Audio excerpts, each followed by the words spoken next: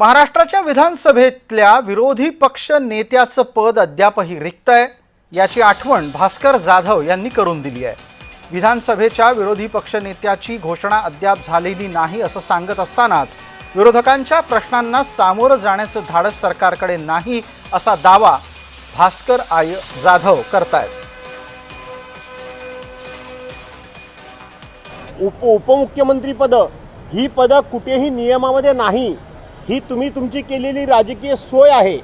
परंतु डॉक्टर बाबासाहेब आंबेडकरांची घटना असेल, विधिमंडळ नियम असेल, प्रथा परंपरा असतील, याच्यामध्ये विरोधी पक्षनेता हा असलाच पाहिजे अशा पद्धतीची तरतूद आहे। आणि म्हणून येत्या अधिवेशनामध्ये दोन्ही सभागृहाचे विरोधी पक्षनेतेपद तुम्ही या ठिकाणी जाहीर करा अशा प्रकारचा आग्रह आम्ही धरलेला आहे।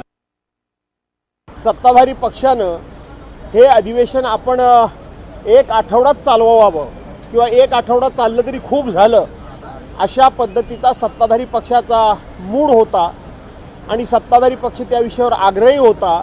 अधिवेशन हे 2 आठवड्याच्या ऐवजी 3 आठवडे घ्या असा आमचा आग्रह होता।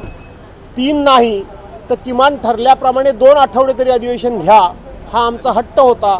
परंतु सरकारनं हा हट्ट मान्य केला नाही आणि अधिवेशन हे 14 तारखेला गुंडाळण्याचं जाहीर करून टाकलं।